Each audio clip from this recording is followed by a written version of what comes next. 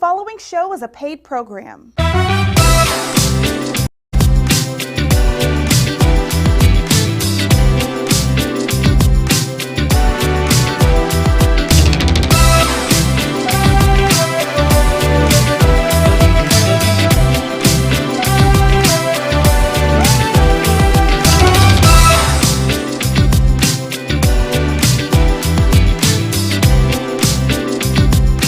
Hey family, how you doing today? We have Mr. Rodney Bigham with us, the heavyweight champ of comedy. Yay! What's up, man? How you doing? I'm so good, glad you're here with me today. I'm glad to be here. It's good to be anywhere right now. I'll tell you the honest truth.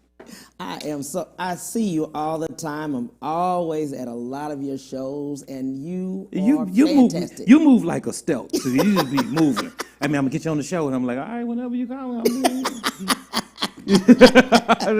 When you just win, all right. Let's talk a little bit about how you got started in this comedy business. Man, as a kid, I had an uncle that was funny. Mm-hmm. My daddy could tell funny stories. Right. My daddy could tell jokes. Yeah. If you tell him a joke, he can recite the joke. My uncle was naturally funny, and I was be around him all the time. And I found that I had this thing, but there was nowhere in the city of Houston for black comics to go. Mm-hmm.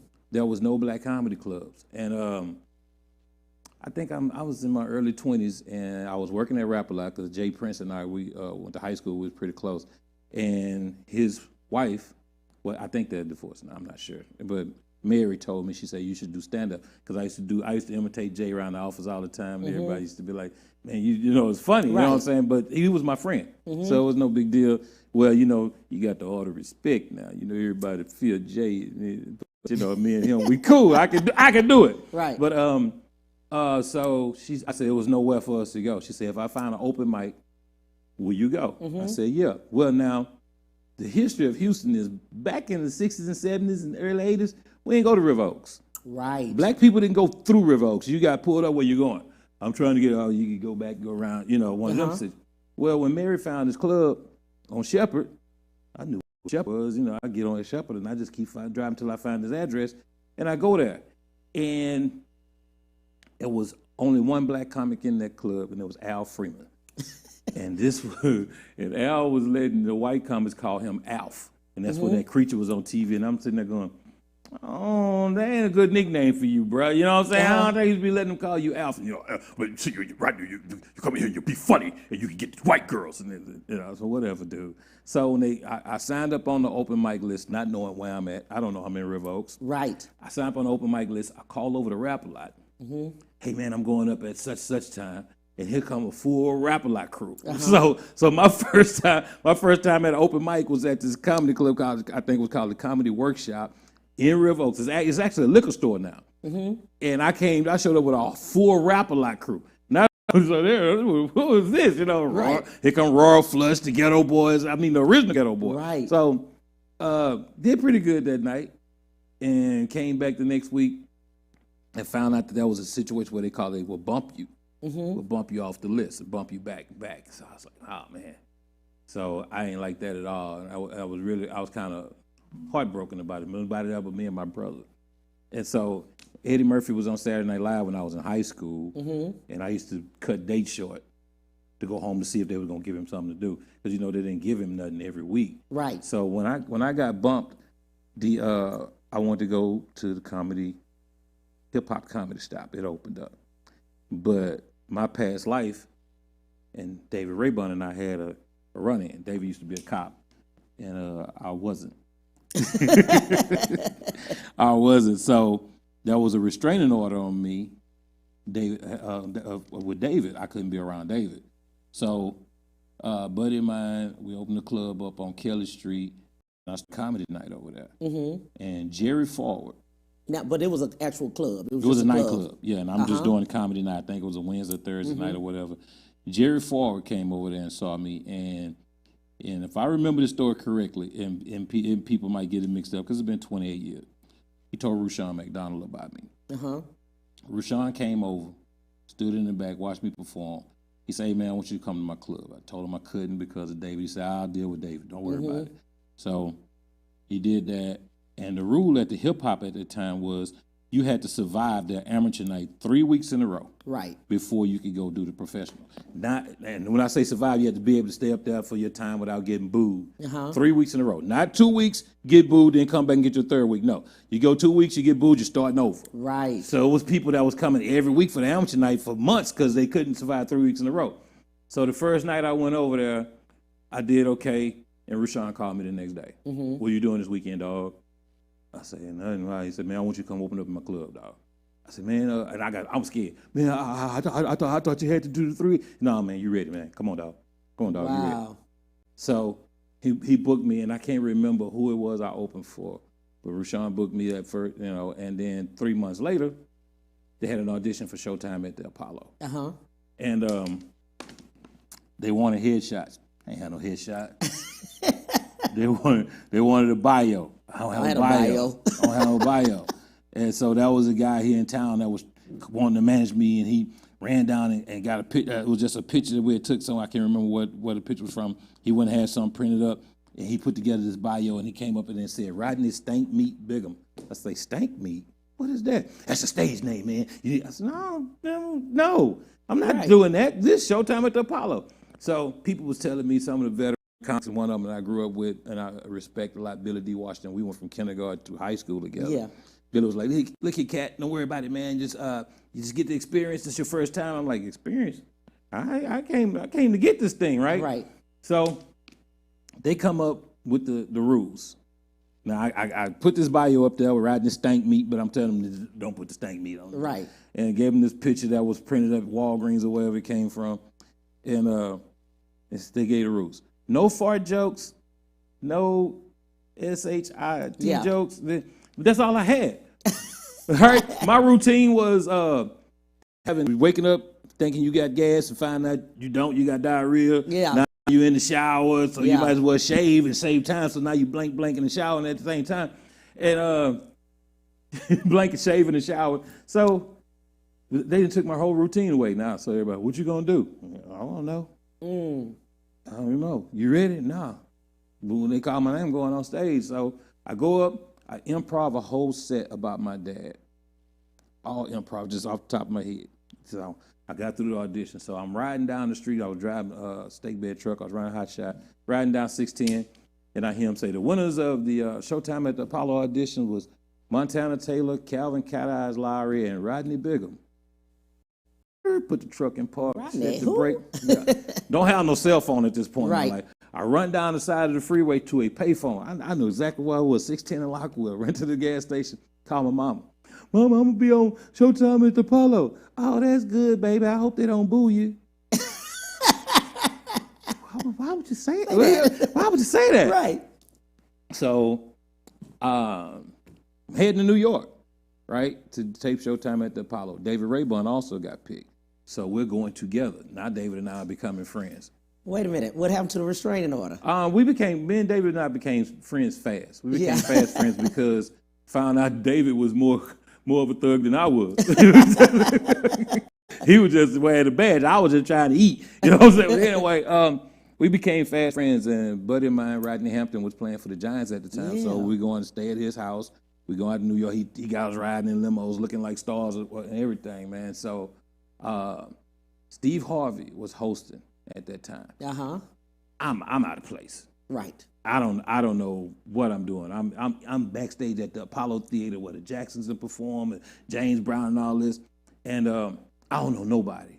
So David came over to me. I remember Earthquake was there that night, and David said, "Man, that's Earthquake. He got a club in Atlanta. Man, he got a hot club in Atlanta. You see how to get booked."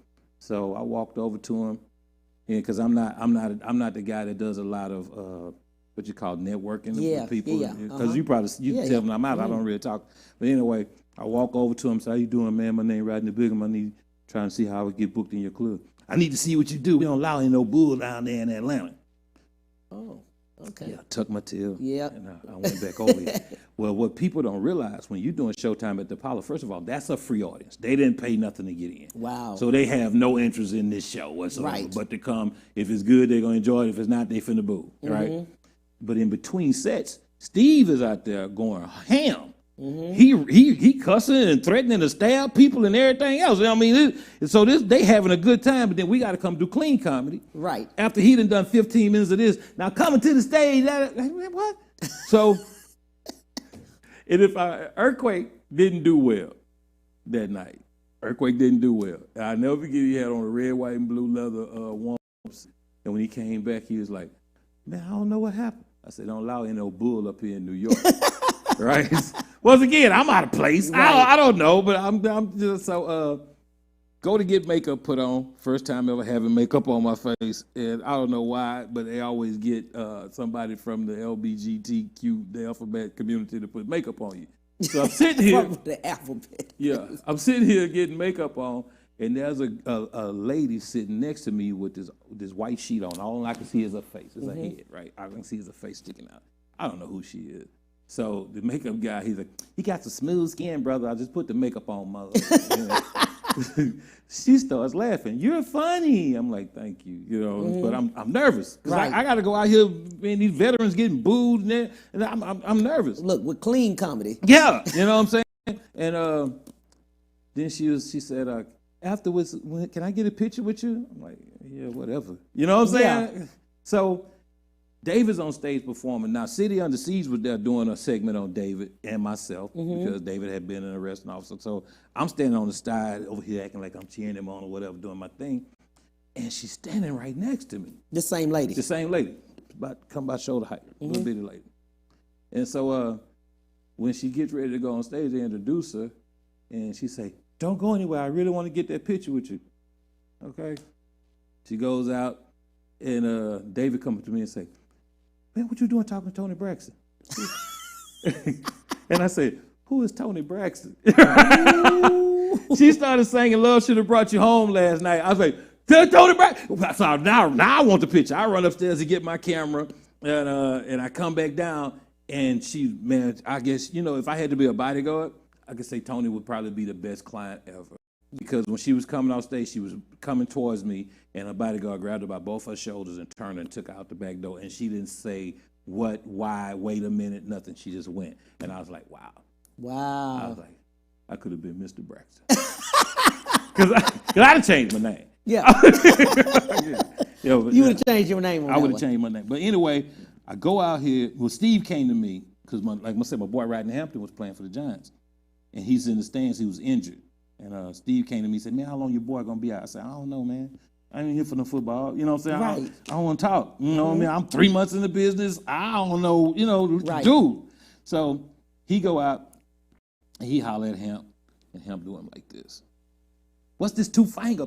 You know what I'm saying? Yeah, so Hemp. That's like, Steve. Yeah, so Hemp like, yeah. So that's what I'm talking about. Give me the whole hand. Don't be being cool with me. Wow. So then Steve gave me a great introduction because I was Rushian's friend.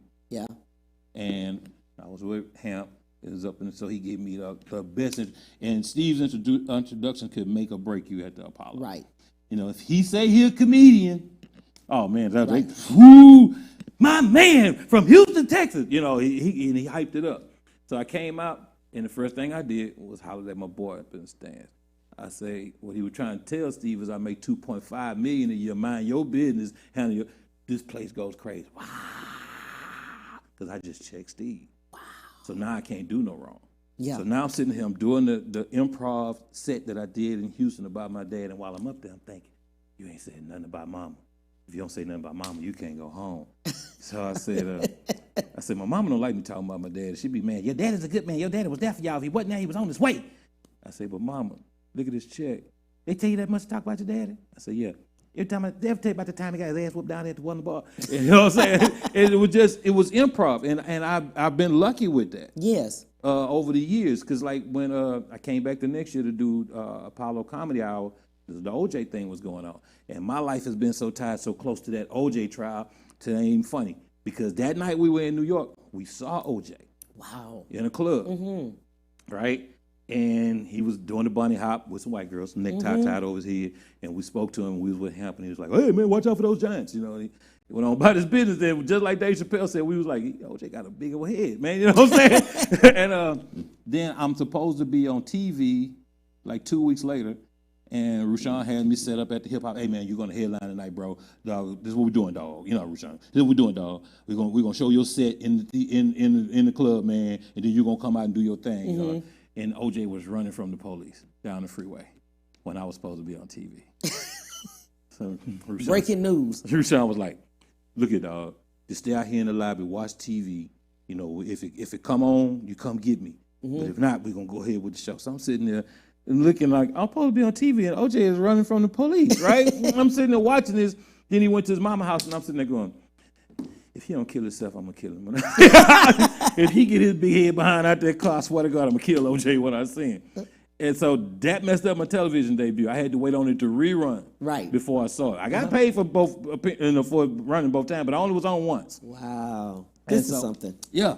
This is so something. Fast forward, I moved to California, and I'm staying with Cat Williams because it was a deal with NBC that actually fell through. We were supposed to have a sitcom. But you got to run back there. You can't just say, I just stayed with Cat Williams. Yeah. That's the man. I mean, you know.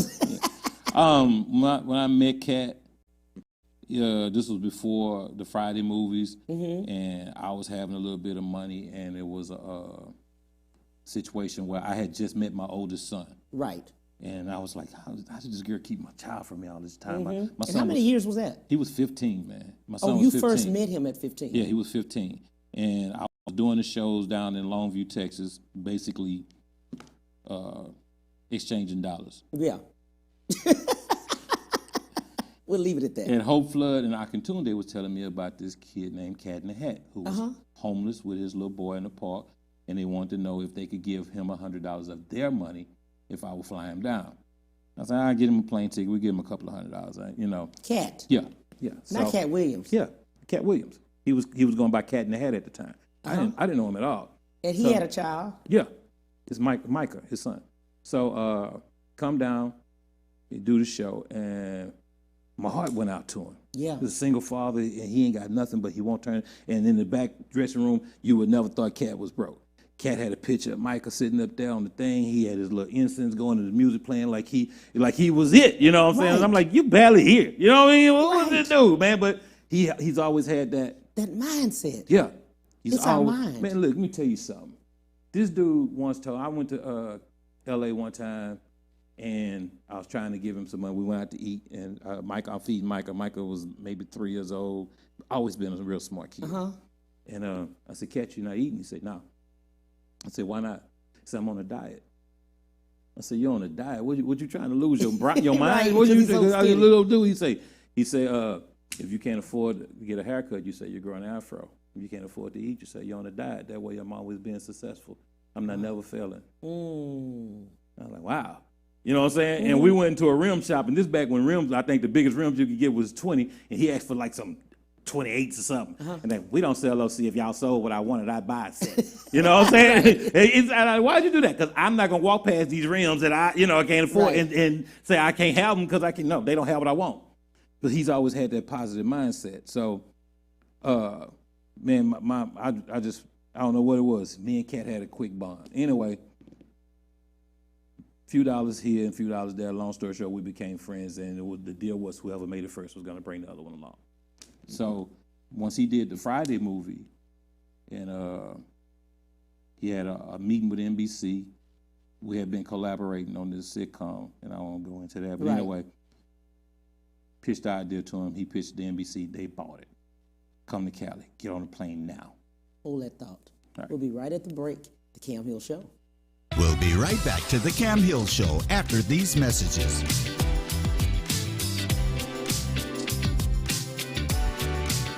My prenatal promise is to make sure my baby is safe and healthy because I know it is possible to acquire syphilis, HIV, or other STDs without knowing it. Getting tested is my very first chance to protect my baby.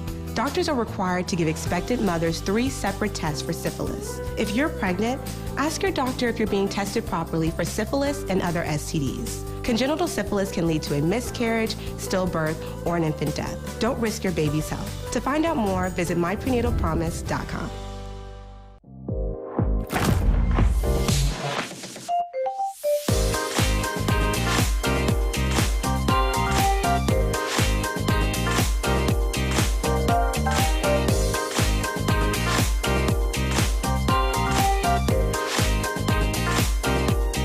amazing things for you. Experience the pinnacle of performance at Ron Carter Cadillac. Drive the new 2021 Cadillac XT4 Luxury Collection for only $369 a month, or the new 2021 Cadillac XT5 Luxury Collection for only $449 a month, or the new 2021 XT6 Luxury Collection for only $509 a month, all for 39 months lease with just $1 down. Gulf Freeway, just 2 minutes south of the Beltway. When you shop Ron Carter, Cadillac.com. Have you heard about Hero Go TV offering free TV?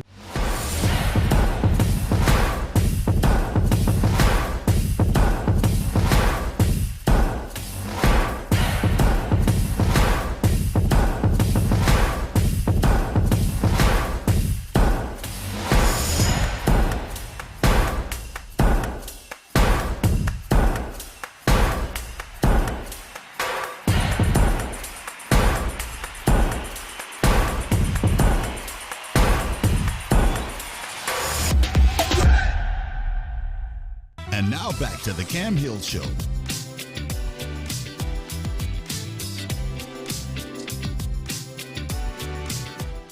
Hey, family, we're back with Mr. Rodney Bigham. We're just sitting here and we are talking about just the times. Man, I'm talking. You ain't said nothing.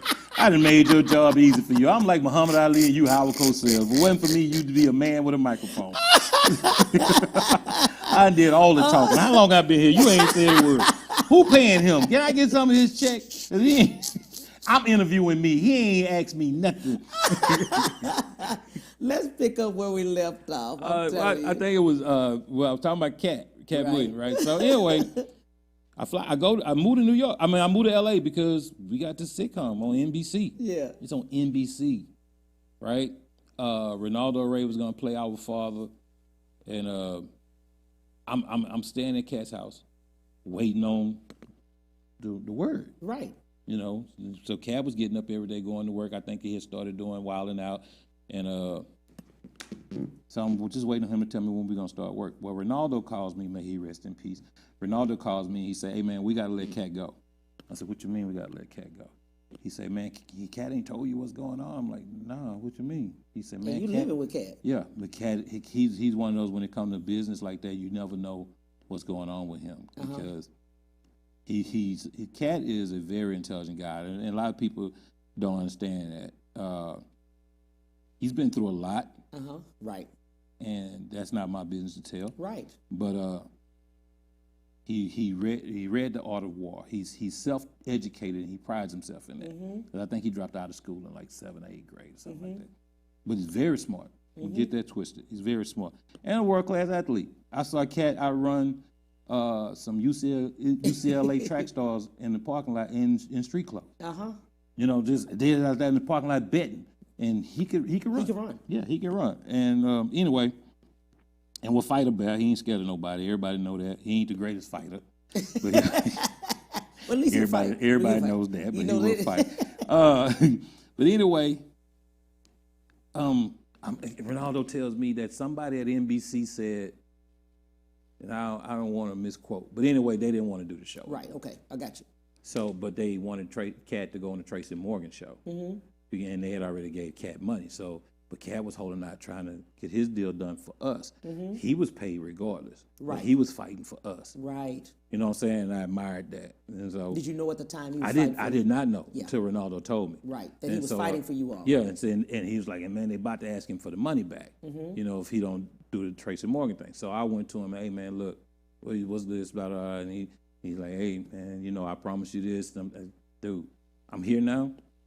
Go on and do that. Get your fame up, and we just we'll work from here. I'm going on auditions. We good. Right. Go on and do your thing. So he took the job on the Tracy Morgan show, and he and Tracy couldn't get along. They didn't get along at all. Anyway, but that's another story. Right. And that's not my story to tell. But we're living on South Bundy. Right. And we get mail, and I'm like, who is Ron Goldman? Right? I said, I know. And they were like, you don't know who Ron Goldman is? Because there was a few people living out. You don't know who Ron Goldman is? I'm like, nah, no, I know the name. Right. But I'm trying to figure out who Ron Goldman is. They said, Rodney, we're on South Bundy. South Bundy, Ron Goldman. the OJ murders took place right down the street. So all that talk about him and Nicole not knowing each other, my camera, they knew each other. All right, they knew each other. So at that point, I was like, well, I got to go down the street and to the murder scene and see if I can see what happened. Well, at that point, they had already torn OJ's house down, and whoever bought Nicole's house changed the front of it so it wouldn't look like the murder scene that was in all the pictures. So I couldn't do my CSI. I couldn't do my CSI, my crime scene investigation. But yeah, man, I've been tied to this OJ thing. You know what I'm saying? It's just like it just keep coming back. You know what I mean? So yeah.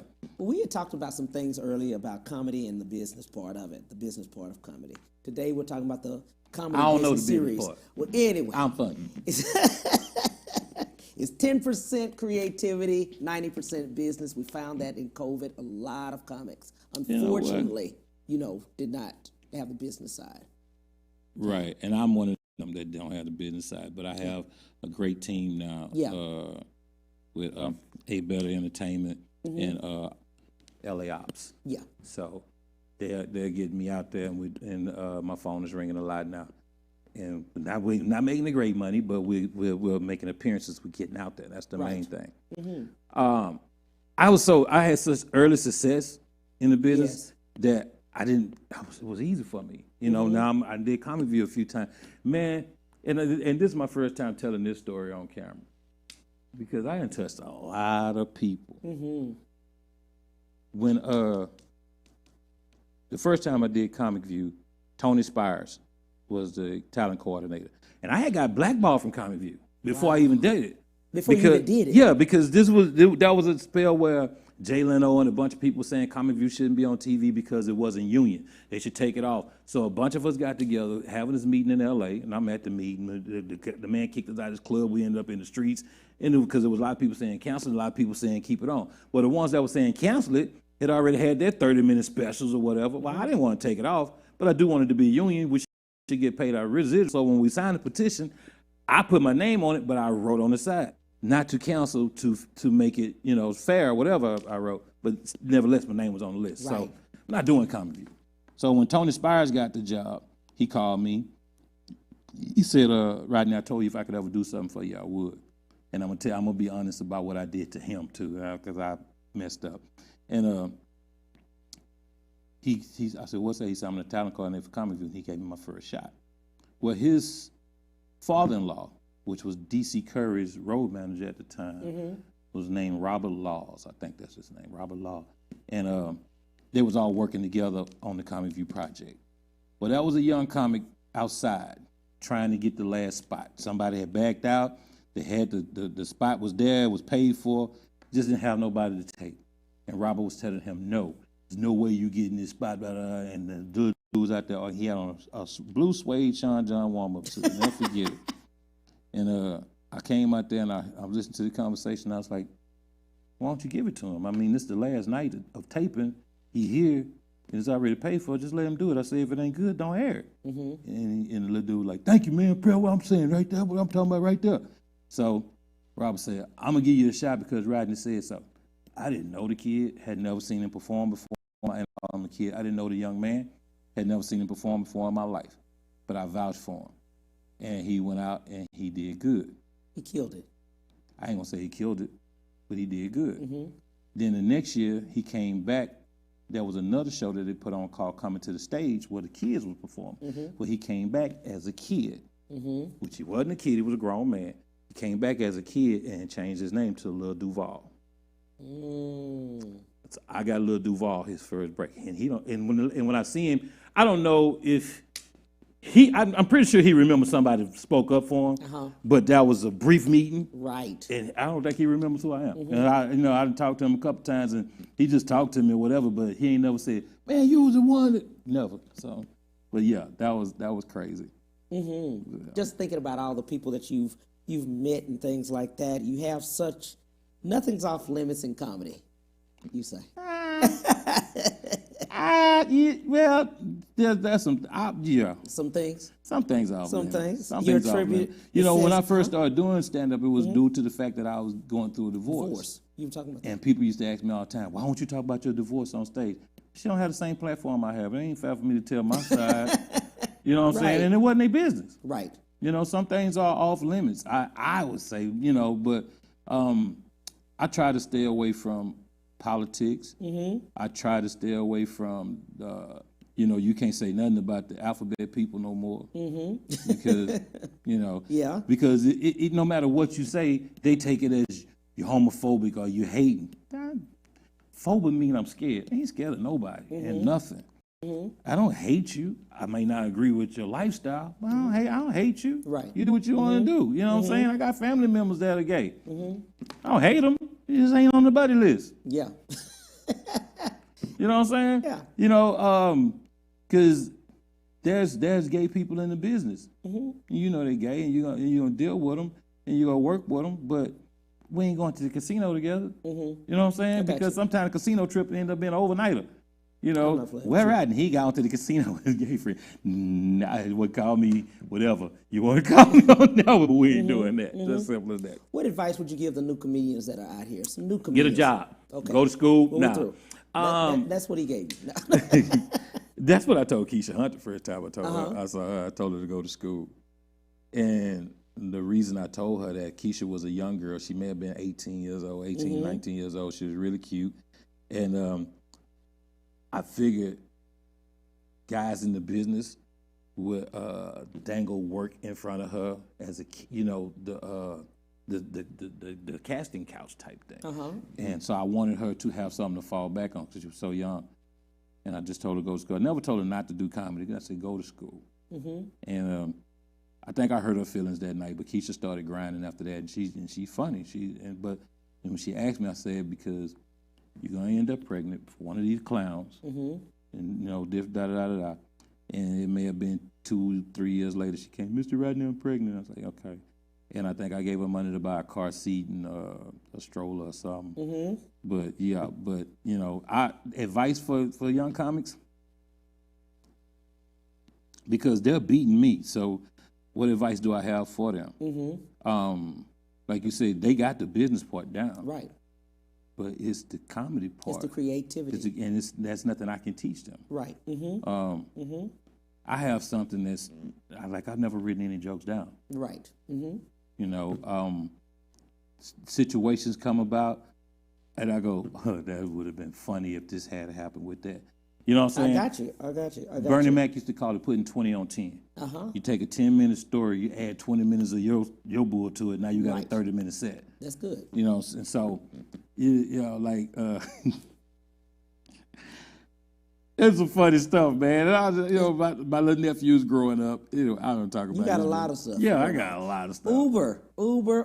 Let's talk about that a little bit. You know, you have this Uber driver situation where it says, let's give some Uber techniques. One of them that I love about you, when you say this Uber technique, don't call unless you're ready to go. You ain't ready to go, don't push that button. Don't push that button, because I'm an Uber driver. Let's get that part straight. And as Uber drivers, we're hustlers. Right. We're hustling. We don't get paid by the hour. We get paid by, you know, the long trips and how many, and being nice to the customers and getting our tips and all this. So we hustlers. So if I see it's a 5-minute trip, I know it's paying me $2.29. But I'm coming to get you because I want my pickup rating, because my rating is so high. When I drop people at the airport, they give me another one right away. I don't have to go sit in the lot. I get another one coming out of there. So if it's a $25 trip going in and I get a $25, $30 trip coming out, that make $50, $60 in less than an hour. You know what I'm saying? So I want to keep my ratings up. So I'm going to get the short trips. But what people act like when they call Uber that they just ordered a limousine. You know, my car service is here. There ain't no car service, it's Uber. You know what I'm saying? I mean, I remember I picked this one white lady up, and it was so funny. It was around Christmas time, and she was going to a party. And I have a decent truck. It's a Suburban LTZ, you know, with all the leather. I know it's got all the leather. She gets in the car and gets on her Facebook Live. My car service has picked me up, and I'm on my way to the Christmas party. I'm like, ain't no car service. You said that? Yeah, I was like, this Uber. You know what I mean? But man, you got people want to use Uber for everything, you know, and want you to sit outside their house. Now, what y'all need to know is this. After 5 minutes of us sitting in front of your house, we can cancel you and get a cancellation fee. It don't hurt my rating. And that cancellation fee is going to be $375 and up. Uh-huh. So why would I sit and wait to take you around the corner for $229 when I can cancel you and get $375? See? Then I go sit around the corner. Now let me say, Rodney been canceling all them people. No, yeah, because guess what? Because I'm You were finna turn, in the house I'm finna turn this waiting. $229 into $6. Yeah. Here's how I do it. When I cancel you, I get my $375. I go sit right around the corner. You finna call Uber. Who they gonna send? The closest car. I come right back. Pick you up again. Pick you up again. Now I got my $6. You know what I'm saying? It ain't that bad. It's $6, that ain't nothing. Do that 10 times an hour. You know what I'm saying? It started to work out for you a little bit. You know, but yeah, man, people use Uber for too much. So I wanted you guys to understand this etiquette that you got going, okay? And if you're getting a clean car, leave it clean. Leave it clean. Yeah, they get in. Oh, your car is so nice and clean. It smells good in here. And then the next person, hey man, is this your cup? Cup. You know what I mean? Is this your mask? Mask? Yeah. Oh man. There was an accident, truck accident. Yeah, well, you know, I don't want to call it an accident. I want to call it the incident. Incident, okay. Because an accident means I had a wreck or somebody hit me. Right. No, it was you know, man, and you have to be careful what you ask God for, because it was 2015 and I was trying to get out of the trucking business. I did not want to go into 2016 driving the truck.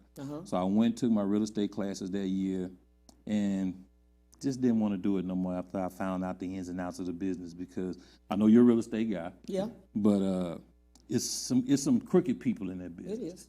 And I didn't want to take advantage of people, especially young couples, Yeah. to make my living. And I didn't want to get to the point to where I was desperate enough to have to do it. Because when you first start, it's going to be a minute before you make a dollar. Absolutely. And when you see you got one on the line, you don't care if it's a legal flounder or a baby flounder. You got him. You know what I'm saying? So I didn't want to do. So I said, no, I'm not going to do that. Well, the truck breaks down. I spent the last $5,000 I had putting the transmission in the truck, and I put a new bumper on the front. And just trying to, Lord, I don't want to go into 2016. Well, it's October. As a matter of fact, the date is rolling around again. I think it was October 8th. And I take a load to Alabama. And this is 15.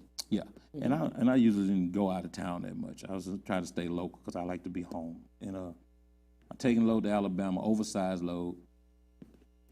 And I'm on the phone with a classmate of mine at the time. We went to high school together, and we had started working out together and riding bikes and stuff, and we just become friends. Her name was Rose. And I'm on the phone with her most of the night. When I get into Alabama and I'm right at my exit, she said, Rod, I got to go take a shower and get ready for work. I said, cool. By the time you get out the shower, I'll be unloaded.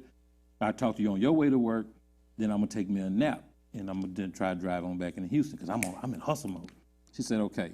As soon as she hang the phone up, this white smoke comes in the truck. In the truck? In the truck. And it's mysterious white smoke because it don't have a smell to it. It's just a white smoke. So I'm trying to figure out what's going on, but I know it's another guy, Greg, about 4 or 5 hours behind me. I got to ride back with Greg. I got to put this truck in the shop again. Man, I just spent my money. I ain't got what I'm finna do. So the next exit is mine. So I make the exit off the freeway because I might as well make delivery. I'm almost here because it was running good. It was nothing saying that this truck was stopping. So when I make the exit off the freeway, there's a small tray inside the truck that slid open, and there's a ball of fire about this big, right by my gear shifter. So I'm like, it's on fire. And the crazy part about it, whenever I'm in situations like that, afterwards I think about, you didn't get scared. Right. So I pull off on the side of the road, on the exit ramp. I'm on the exit ramp, but it wasn't going down, it was flat. So I pulled on the side, I pulled the brake, I'm reaching for my fire extinguisher on this side of the seat, and I look in the mirror, and I saw a trailer rolling over behind me. I said, man, I was making it roll over. It's already on fire, now it's rolling over, you know what I mean? So I remember saying, my prayer was, Lord, don't let me die like my brother, because my brother had died in an overturned truck, and I was worried about my mother at that point. I said, my mom ain't going to be able to take losing both her sons. As soon as I said that, truck slammed over.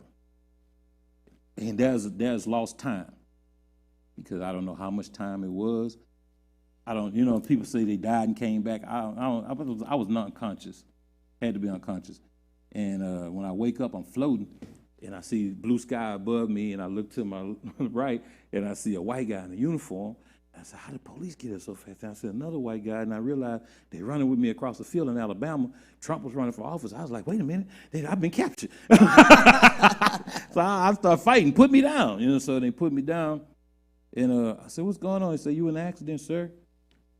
Like any black man, first thing I said was, where's my phone?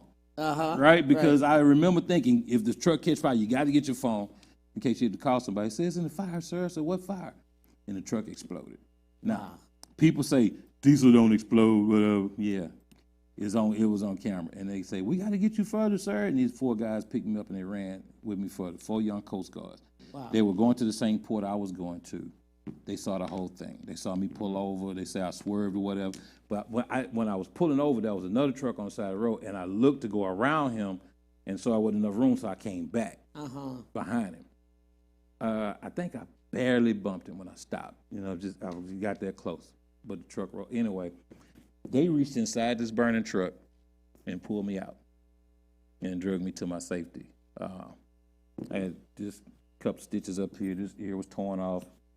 When we got to the hospital, they determined I had a lacerated liver and they were going to have surgery and all this good and stuff, right?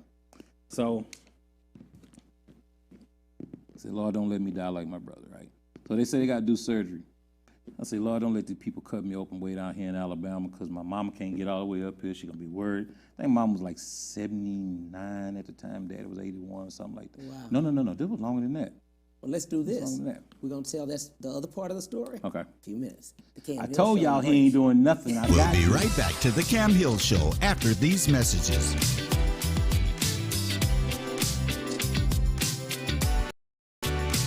My prenatal promise is to make sure my baby is safe and healthy. Because I know it is possible to acquire syphilis, HIV, or other STDs without knowing it. Getting tested is my very first chance to protect my baby. Doctors are required to give expectant mothers 3 separate tests for syphilis. If you're pregnant, ask your doctor if you're being tested properly for syphilis and other STDs. Congenital syphilis can lead to a miscarriage, stillbirth, or an infant death. Don't risk your baby's health. To find out more, visit myprenatalpromise.com.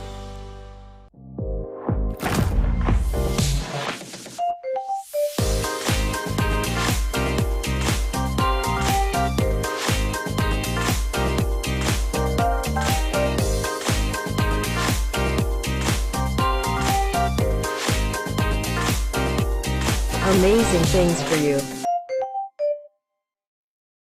Experience the pinnacle of performance at Ron Carter Cadillac. Drive the new 2021 Cadillac XT4 Luxury Collection for only $369 a month, or the new 2021 Cadillac XT5 Luxury Collection for only $449 a month, or the new 2021 XT6 Luxury Collection for only $509 a month, all for 39 months lease with just $1 down. Gulf Freeway, just 2 minutes south of the Beltway. When you shop Ron Carter, Cadillac.com. Have you heard about Hero Go TV offering free TV?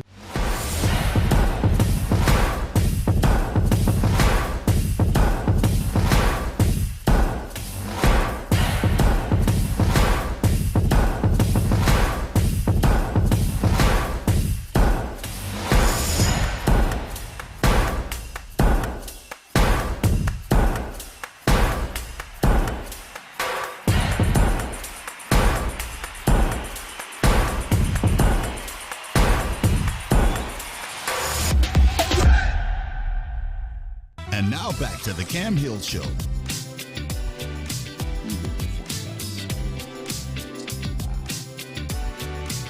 We are back with Mr. Rodney Bigham. We are sitting here talking about the truck incident. Man, just to think about the fact that you had just said the prayer. Right. Yeah, about you, just thinking about your mom, and you're in it. Right. And then when they told me they were going to have to do surgery for the liver, the lacerated liver, I said, Lord, don't let them cut me open down here in Alabama. My mama can't get all the way up here. She's going to be worried to death. And the next morning, they came in and was getting ready to take me to surgery. They had already put the catheter in and shaved me. Right. And the doctor goes, let's put him back in the tube because I don't really see any blood in his urine before we cut him open. Right. Just as simple as like slicing the turkey open. So I said, well, look like your liver healed overnight. He walked out of the room. I'm like, what that mean? You know, so you don't have to have surgery, right? So I'm like, wow. Lord, don't let me die like my brother. Lord, don't let him do surgery on me. So got to watch what you pray for. Right. All right. So phone burnt up. I'm in a situation. I can't call nobody on the phone. I'm trying. We don't know no numbers. I don't know no number. None of us. So every time I would think of a number, I had to get the nurse to go get the phone from there and call it and come and bring back to me. It was a process. So finally, I got in touch with my sister. I told her, I said, do me a favor. Go on Facebook, find blah, blah, blah. I want to say, because I don't know, people get, let her know what happened to me so she won't be worried about me because I was on the phone. She said, okay. So the next morning I say, did you get in touch with blah? She said, yeah, she's on the airplane. Where's she going? Let's back up. I said, I'm in ICU, and I see all these men with their wives and girlfriends or whatever, and this is my prayer. Lord, I know I've been a blank all my life, and I'm going to probably die by myself, but not today. I need somebody to take care of me. Now that's your prayer. That's my you prayer. go praying again. Lord, don't let me die like my brother. Lord, don't let them cut me open. Lord, send me somebody. Then the next morning, my sister said, she on an airplane. I said, where's she going? To Mobile, Alabama. What? You know what I mean? And she got there. I mean, what you doing here? She said, I don't know. I said, what you mean you don't know? She said, I was getting ready for bed last night, and I was looking in the mirror, and God said, go take care of Rodney. So here I am. I just got on the plane. Wow. So, when people be talking about, man, you need to go to church. Nah, I don't. Me and God good. Me and God good. If he take care of babies and fools, I'm his favorite fool. So me and God good. And we ended up having and like I said, I would probably die by myself, but not today. So that day, he sent her for the time that I needed her. Right. And for reasons that we had to break up because we were going to end up hating each other if we hadn't broke up. But for the time it was good, and she's still a great person. She'll forever be special to me, no matter where she go or where I go. So absolutely, that's good. That's good. In the '90s, you were alongside some of the best. Steve Harvey. They were alongside the best. Bruce, Cat Williams, and then they'll all tell you they were Cedric alongside the Entertainer. All of them I were am the alongside greatest. you. I am the greatest. You're the greatest. I've taught all of them what they know. Man, my first road gig after the Showtime at the Apollo deal. Yes. Steve, when I did what I did, he checked me when I came on stage. Come here. Don't you ever check me in my house. You don't do that in front of my people. Now you go call my wife down in Dallas and tell her I said book you to do my club. I was like, okay. Okay. Yeah, and that's when I met Cedric. The Entertainer. The Entertainer. We was doing Steve's club, and was in Dallas. And the crazy part was, guess who was waiting tables? Who? In Steve's club. That was a young lady who knew I had an affiliation with Rap-A-Lot. And she came to me and she was like, can you come and hear me sing tonight after the show? I'm like, I don't really know the music business, you know what I'm saying? I don't know what the points are and all that. I can't tell you that. She said, but if you could just come hear me sing and take my stuff to Rap-A-Lot, I was like, you know what, I'll consider it. So I asked some of the guys, I say, can she sing? They say, yeah, she got a different style, but she can go, man. She can really go. I said, okay. Well, later on that day, she had on a baseball cap with, and I later found out it was a wig and some braids. But she pulled the cap off, and the hair was real short, and she dug in her head like it was just itching. And for some reason, I was like, ugh. And she's like, what? My head was itching. And I'm like, I ain't coming to see her sing. And it was Erykah Badu. Oh my God. It was Erykah Badu. And I was like, you know what I mean? Could have signed Erykah. Yes.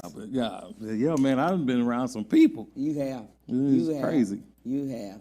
And looking at life right now and just going through the comedy business and just comedians and things like that, what at this point, going forward, COVID has happened, we're coming out of COVID and things like that. Looking forward now, what would you tell people as far as you've been through a lot of things. You've been, places, man, people. Be nice to people. Yeah. On your way up, or kind of what have you learned along the way? I've always tried to treat people the way I wanted to be treated, and I've been mistreated. But and sometimes people will see me treating the people that mistreated me nicely, and they go, "Why are you so something?" Because if I start treating him the way he treated me, then he taught me how to be. Wow. And I can't let him teach me that. That's good. I'm still trying to teach him. No matter how successful he is or how much money he's got, there's still some things he needs to learn. Because You can have all the money in the world, but if your kids ain't talking to you, then what you got? You profit the world and lost your soul. There you go. You know what I'm saying? So I try to treat everybody the same way. Now I have been known to be a little confrontational. Because there's this story about a club that had caught fire, and I was there. Mm-hmm. And allegedly, I had something to do with starting the fire. You know what? Allegedly I burned the club down. I did start the fire, but I don't know if I burned the club down. He had our money, man. You know what I'm saying? Dude didn't want to pay us. I had to get our money. So. That's too funny. That's too funny. Let's do this. Let's Okay. look into the camera. Would you like to leave with the viewers? I don't know what I want to leave with y'all. Follow me on social media so I can start getting paid. There you go. Rodney Bigham, Bigham on everything. That's on Instagram, Facebook. I don't TikTok yet, but I'm going to learn that. And Right. I got a Twitter page, but I ain't tweeted nothing in a while. So, but basically, I'm on Facebook. I have 2 online radio shows. One of them is a morning drive show that I do every morning on street100theheat.com. It's the Rodney Bigham morning show, excuse me. And then the one I do every Saturday from noon to 2 p.m. Central Time over at A Better Entertainment, and it's 92 KELZ, and it's the Comedy Break with Rodney Bigham. So I really enjoy doing that as well, because Monday through Friday, I'm on that personality. I'm in there I'm playing music. You know what I'm saying? Right. And it's not an old school, because I feel like my dad is old school, so it's a middle school. It's a middle school morning show, and then on Saturdays we do Comedy Break, where I have some comedians come in and interview them, and we play some different clips. And I have a character that I do that's becoming very popular, Sister Johnson. Okay. And it happened by accident. And it was so crazy because Sister Johnson don't have a routine. But I was in North Carolina about a month ago, and the guy goes, "Do Sister Johnson." I'm like, "Sister Johnson, just something I do on the radio. Do Sister Johnson." Because I remember Richard Pryor saying Mudbone didn't have a routine. It was just something he just did. Yeah. So Sister Johnson, when she show up, she just talking trash. She ain't Well, I tell you, you Passing got to me the follow ride. my friend, Mr. Rodney Bigham. I appreciate you so Man, I appreciate you saying my much. name correctly. You know how many people mispronounce my name, dude? That's crazy. And you done said it like 10, 12. I'm like, he keeps saying it correctly. I love that. I appreciate it, my friend. The Cam Hill Show, 12:31, 30 Central Standard Time. We through? Then. We done? We're done. Man, Bye. where's his check? Because he ain't asked me nothing. Appreciate it. Bye. Thank you, brother.